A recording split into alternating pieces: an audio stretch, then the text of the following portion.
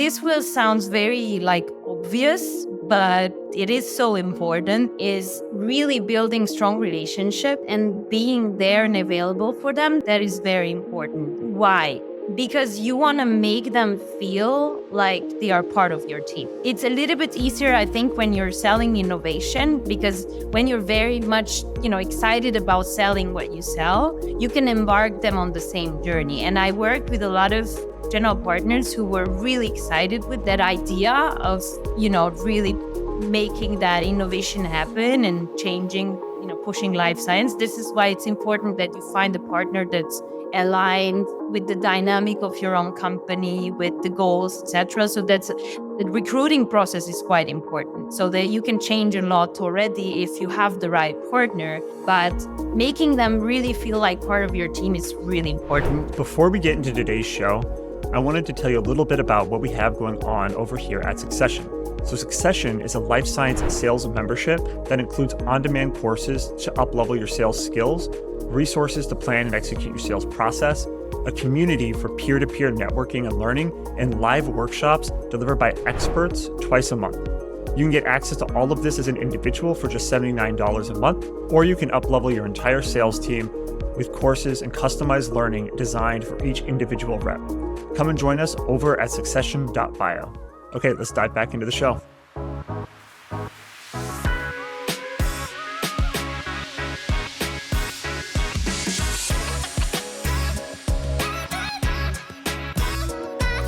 Hey, welcome to another episode of the Sales DNA podcast. Really excited for this one today. We're going to talk all about channel partnerships and how you can build up your channel network and distributors. And so on this episode, we have Eszter Takacs, and she calls herself the friendly neighborhood commercial Swiss Army knife. So lots of different experiences that she has. And most recently, she was the channel manager at BioNano. So Nick, I know we talked about a lot of interesting stuff here. What stood out to you? Yeah, so in a previous life, I had a side quest of managing the Asian channel partners. So a little bit of experience in this, but nothing like Eszter. She's got a lot of knowledge here. But what stood out was when she spoke about companies and when they should go into channel management, or when they should actually put maybe a sort of a rep in place that's sort of a subsidiary of your company kind of thing, and how to make those decisions. And I think that's really important for a lot of people to know when or why to put in place channel management, and also how you actually have to then manage them and not just let them get on with their life. They don't just bring you business. They're not unicorns. Yeah.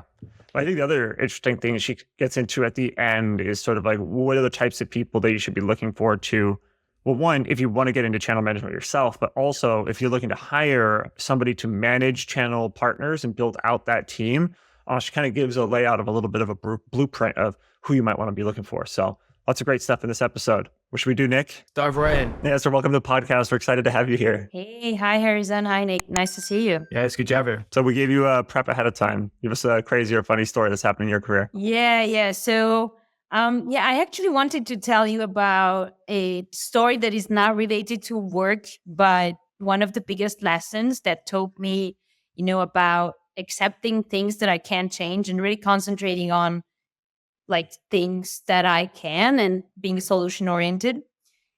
So I actually battled with, a little bit of anxiety and also I wanted to control a lot of things, when I was younger. And actually, so the story is that I was a prisoner, basically quote unquote, a prisoner at an airport for 24 hours. So I planned this backpacking trip to Turkey. And I really wanted that adventure. And but that's what I got, because I got there and my passport was only good for 5 months, not 6. So they didn't let me into the country, right? Because you get that visa and, whatever. Transavia didn't see that. So I arrived there. There's the police that come and put me in a room. So they close the room. I'm in there with a bunch of people with paper problems, immigrants, whatever.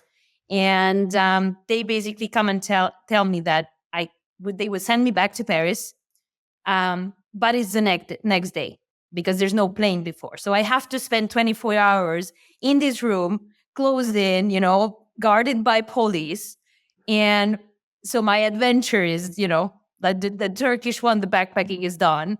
And so I have my phone calling my parents back then, and they called the embassy. I don't know, they even called like a politician, try to get me out of there. Nothing, not possible. Oh my goodness.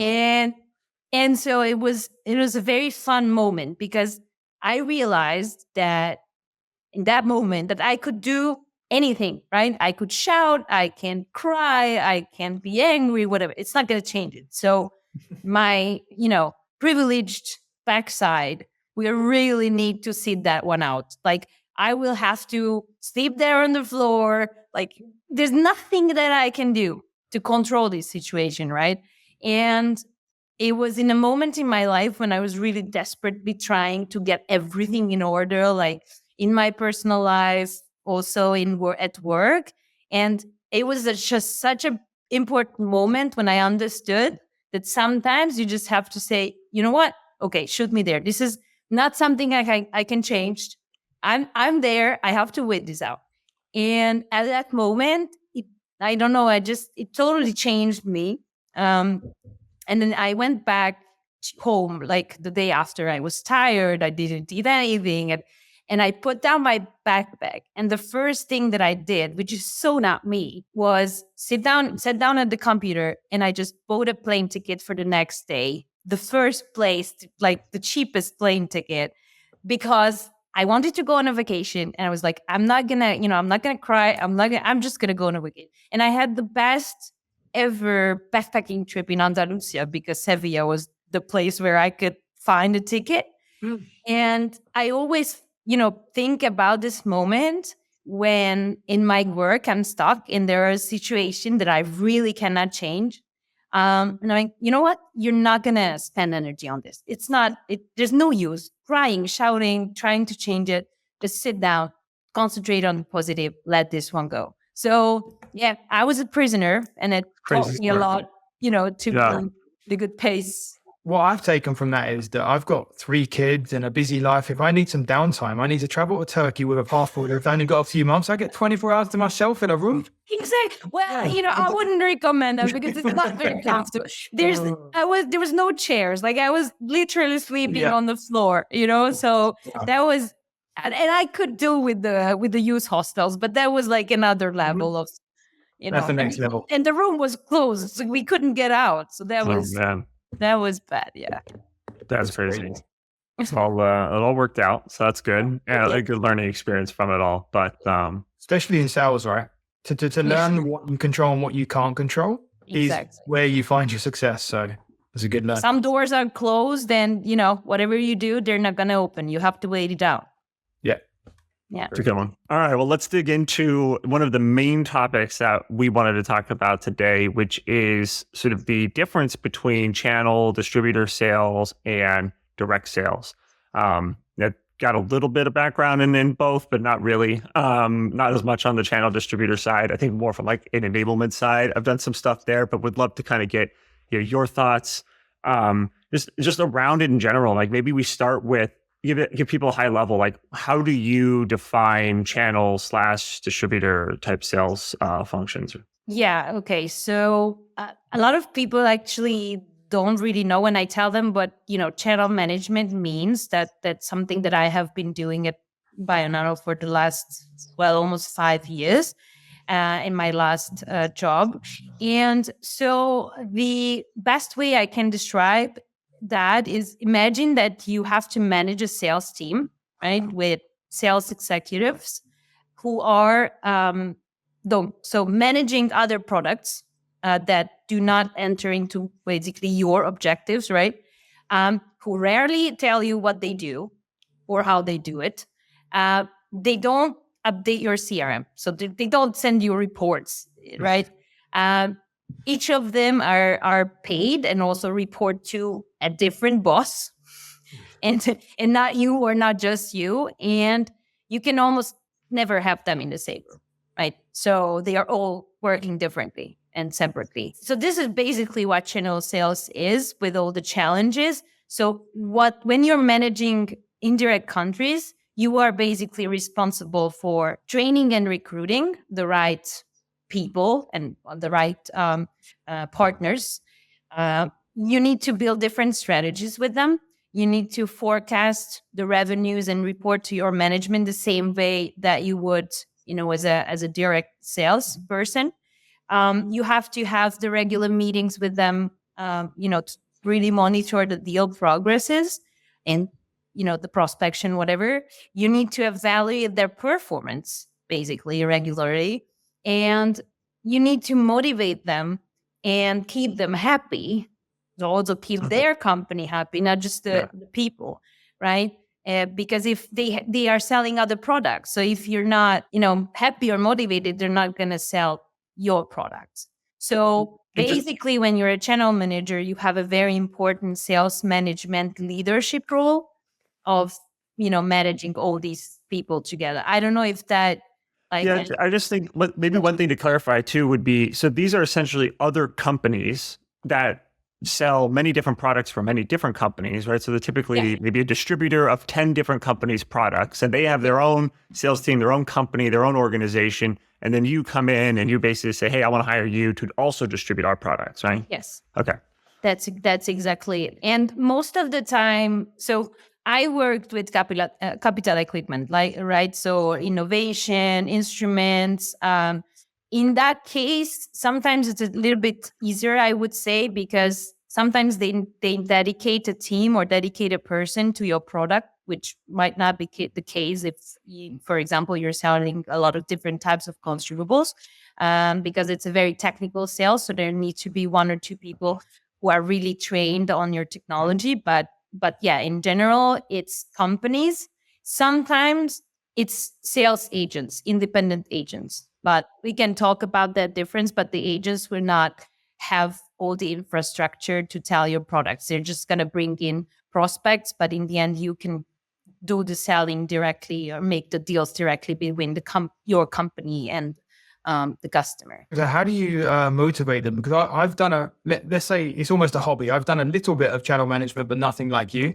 It was like an additional part of my job. And when it's a technical product, salespeople are lazy, right? They want to find the easiest deal and close it quickly and find the money. But when you've got a technical product, that may not be the case. So how do you work on motivating those people when you're not connected directly to them? So, this will sound very obvious, but it is so important, is really building strong relationship and being there and available for them. That is very important. Why? Because you want to make them feel like they are part of your team. So again, it's a little bit easier, I think, when you're selling innovation, because when you're very much, excited about selling what you sell, you can embark them on the same journey. And I worked with a lot of general partners who were really excited with that, with that idea of, really making that innovation happen and changing, pushing life science. This is why it's important that you find a partner that's aligned, with the dynamic of your own company, with the goals, etc. So the recruiting process is quite important, so that you can change a lot already if you have the right partner. But making them really feel like part of your team is really important. Being with them on the field as well, right? So in the very beginning, when they learn, you go there with them, you present with them, you bring your scientific experts with you so they can be there on the field with them. And just creating this relationship is so important. The other thing is really, I think, being available to help them succeed. Again, it's a little bit like between when you're a salesperson and you want your customer to succeed. In the same way, this is why I prefer to call this channel partners and not distributors, because it's a true partnership, right? They're not working for you. You work together. It's a true partnership. It always has to be a win-win situation. Otherwise, it doesn't work.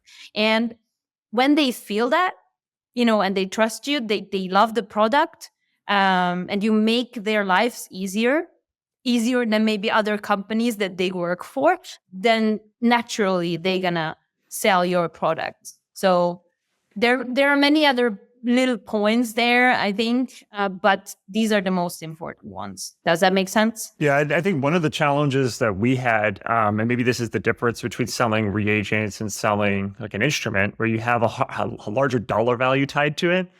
So when we were selling reagents, it was really challenging to get distributors to sell them, because we're talking a couple $100, right? A couple $100, for some reagents. So like the volume really isn't there for them to get the value from it, right? So it's almost, you have to kind of think about who are the right types of distributors for our types of product, or even our, channel partners, right? Our channel partners, the right approach to even take with our product, service, whatever it is, right?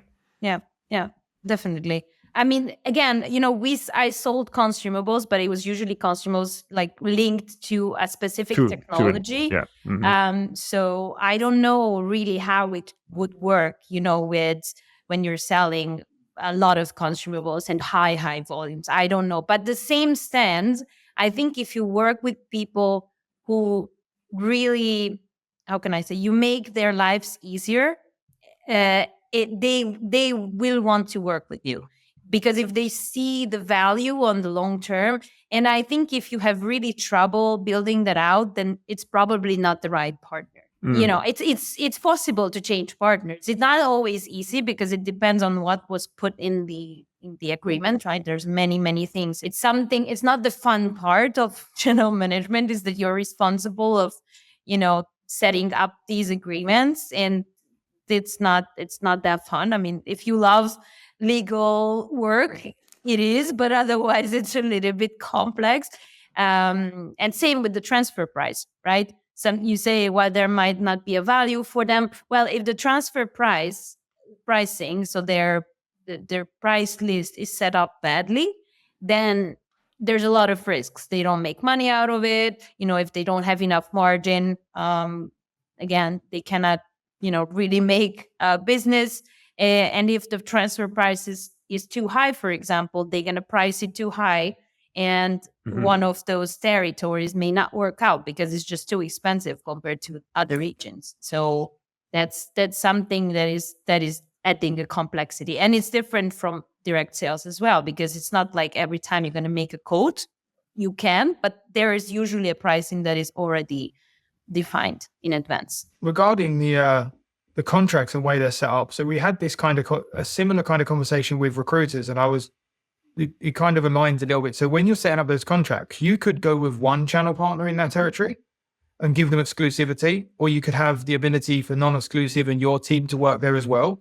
What kind of relationships do you think work best in that setup? Well, I didn't really like working with several distributors on the same territory. I think it makes just life more difficult for them. I think it depends on the product. If you want to sell huge amounts of consumables, that's something. If you want to sell a capital equipment, or for example, a technology that is new to the market where you're going, it doesn't make sense engaging several distributors.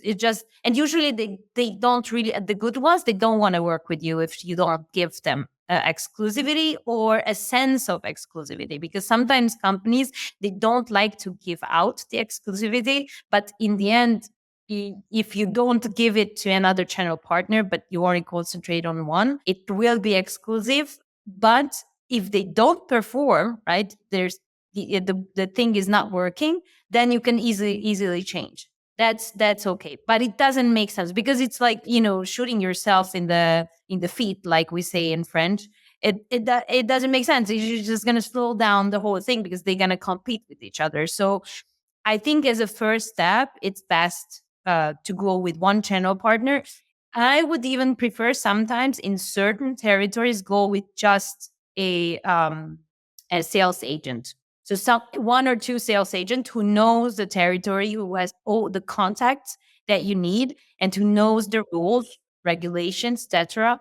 And you can move from there to channel sales later. Can you define the difference for us, like for some of the people here listening? Like, what's the difference between a sales agent versus channel partner? Yes. So a sales agent is going to be basically like a consultant, right? You have these independent salespeople who can like work for a company on a mission contract or something. So it's basically they are consultants.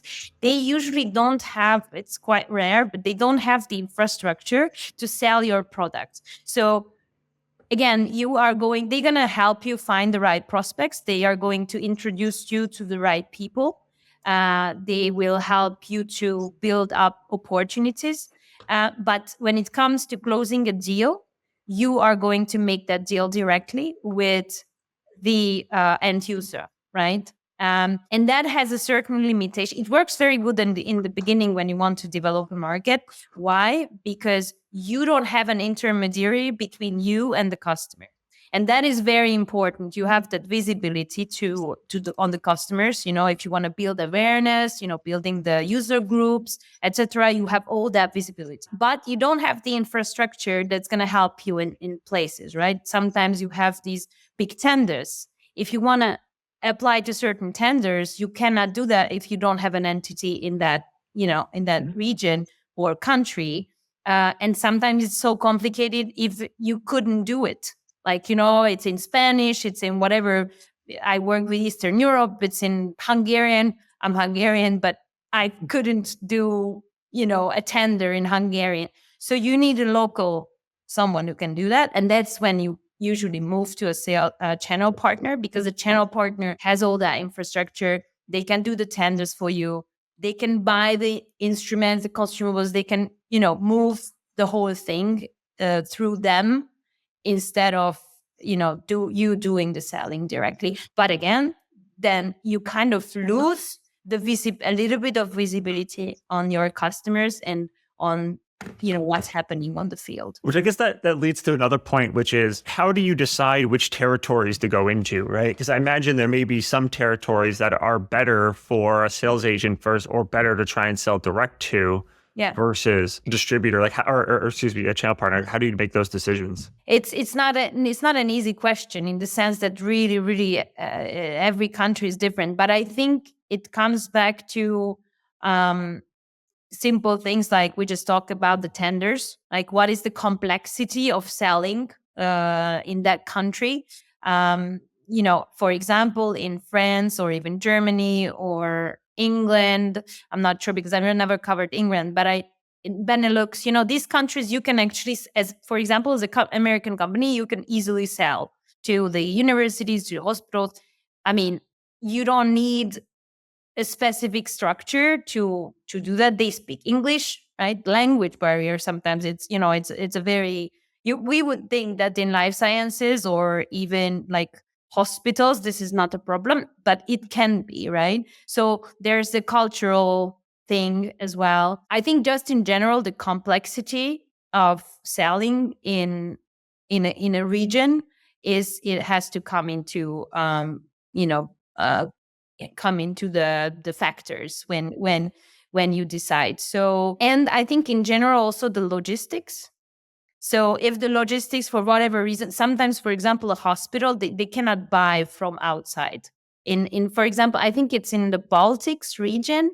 I don't know. I don't remember if it's Latvia or Lithuania, but they can't even buy from a country that is not, they cannot even buy from a company that is not based in the same country, even if it's a little small country. So you actually have to have someone with an entity in there. So it's better to have a salesperson, but if you have too many tenders, like in the Nordics, we never had finally direct person, even if everyone speaks English, right? They can actually buy from outside, but the tenders are so complex, 160 pages of tenders in Swedish. I don't think that even if we had like a direct person that could like take care of that all by themselves. So yeah, it's a very fastidious work to sit down when you're going to a region to really consider all these points and see, okay, what's better, and should we go with the sales agent in the end. So following on from that kind of moves nicely into, so okay, you've decided that you're going to go with a channel partner over a direct. Yeah. One thing I came up against as well before is like, you're going somewhere new, so you're going to be experiencing new channel partners. How do you pick one that's right for you and your technology or the technical level of your equipment or product? How do you pick the right partner? Yeah, well, it's a lot. I think I did quite some research when I tried to find, right? Because you need to find someone who, for example, if you're selling capital equipment, is if you work with someone who was never sold, right, complex instrument, that's not a good idea. So looking at their product portfolio, what they have been selling is one important thing. Also, you don't want to work with someone who's working with your competitors. Sometimes if it's not like 100% overlay, you can, because they actually have access to your potential customer base, which is like kind of the second point. So you have to see what are the target customers that they work with, because it happened to me once that we finally decided to work with a company who didn't have a lot of like big capital equipment experience or complex technology experience, but they exactly had our targets. So they had all the good contacts already kind of built out, and that's like a second point that it's really important to consider. And I guess, just talking to, I mean, it's so stupid, but it comes back to really talking to these people and understanding their values. And you can very quickly see, how sharp they are when it comes to, technical expertise. So usually, and I ask them to bring in an application scientist or support person. We can invite someone from support, and I never evaluated these things all alone. I mean, it has to be, because in the end you want them to be in your team, but it also means that your team's going to work with them, right? And it's a very complex environment where they need to fit in, not just with you or with the company, but with the teams they're going to work with, including support or your scientific experts. So they're going to evaluate a lot of those things as well for you. So again, many factors to take into account. And imagine too, like a big part of this is the ongoing training of these teams, right? I feel like there's one way that people do this where they'll onboard a new distributor, they give them the training, hey, here's the sales deck, now go do it, right? And like maybe occasionally they'll go with them out in the field and whatnot. But how do you think of like ongoing training to make sure that they're consistently, getting better, using the new information that you're learning from headquarters, and how does that make it back out to them? Like how does that fit in? Yeah, so that is very necessary. The problem in many places it is not really built out very well. And it's small companies is definitely the case, because they go into channel sales and they don't have the system set up to train the channel partners almost the same way that you would train your salespeople, right? So what I was battling with and what I was doing is trying to set up these systems, that where they can regularly be trained. Because if they are not, and this is just the most, evident thing, if they are not, they're not going to be able to sell your product. So it was a little bit always my battle with our marketing teams and, the train and support team, that we need to train them the same way. They have to have the access to the same documentation that then they can adapt to their own market, but they have to have access to that. So, you need to have an onboarding plan. And even if your company doesn't have it, as a channel manager, you need to figure that out. So it's your responsibility to make sure that they are well trained. It's also important, as I said, I think in the beginning, go with them on the field. Like, it's not like, okay, I have them signed and then the whole thing is it's going to work out. It's not. So you have to like save the planet. It's good. You don't have to be there like every month, but go there in the beginning twice, 3 times, be with them, do the rounds with them. And I think that's very important, because in the very beginning, you can see what their strengths are, what are not working, and then even have the training plan adjusted to that. And just in general, like listening to what they need, because they don't need the same thing. Like, one partner is going to be very good with the technical part, and the other one is going to be a very good salesperson. And sometimes both. but in general, just listening to each and every one of them in the very beginning, like how you can best train them and then adjust. But the sad thing is that when you're a channel manager, you sometimes can't rely on the company's onboarding plans for salespeople, right? You have to really make that happen yourself. I actually made some sales training for them. It's not just that you give them a sales pitch deck, as you say, but you have to train them to be able to sell that, right? To use that. And you also need to help them understand the targets and the USPs and, all those things, like what are the, when you have a discussion with the customers, how you handle objections. Same thing as you would do with the direct. Well, I imagine it's even harder though, because they have to keep 10, 15, 20 products in their head, whereas your reps on your team have to remember one.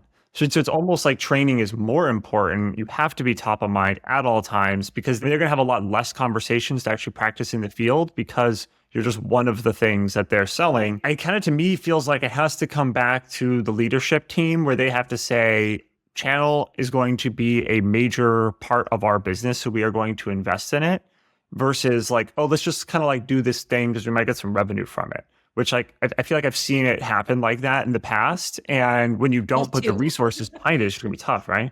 Yeah. It's true. It's when you don't have the channel strategy figured out, right?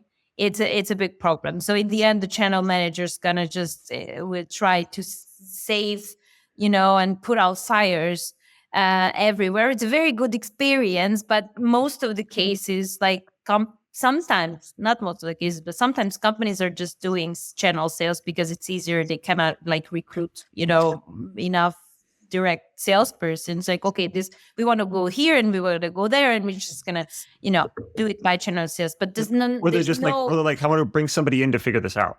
Yeah. Like, hey, I'm going to bring you in, you figure this out, but I'm not going to give you any real resources to do it. Yeah, but exactly. Go do it. Thanks. Exactly. The phrase would be like, we're paying them. What we're paying them to do, right? Yeah. We're paying them. But the good news is that when you are doing channel sales and learning it, on the go, well, actually, you're learning very good, because you really have to figure it out for yourself. There's no like, it was the case for me, at least. I was learning a bunch of stuff also from other channel managers. I also was lucky because our director was actually a channel manager before, so our sales director. So actually, he could, gave me a lot of tips, which was really useful.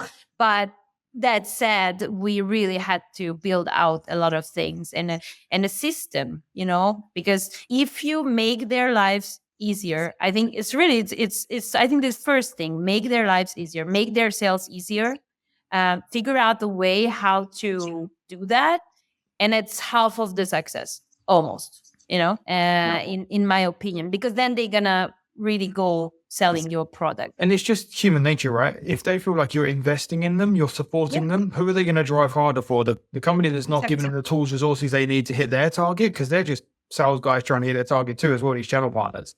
Yeah. If you invest in them and give them the tools, they're gonna go out and use them. Yeah, exactly. I was going to say, well, unfortunately, we're coming up on time here, so we're almost at the end. But wanted to give you one last question. Yeah, I'm sure there's some people out there who are kind of thinking about going through, becoming a channel manager, kind of thinking about that from like a career progression, career choice. What kind of advice would you give to them, or what would you recommend, or things to consider? I think mostly just think about the type of person you are. If it will help you to know if this is a type of job that you would like. For example, if you would like to have a good leadership experience, this is fantastic, because managing people who are not reporting to you is one of the best leadership experience that you can get, because there's no way for you to use your positional power, oh, I'm your manager, give me the report. No, you have to motivate these people in a totally different way. You have to ask them to give you stuff and information in a totally different way. So if you're that kind of person who wants to have an experience and have this type of leadership role, that's a great way. If you're someone who loves to go to places that you don't know and you don't know anything about, Stuck in a jail in Turkey.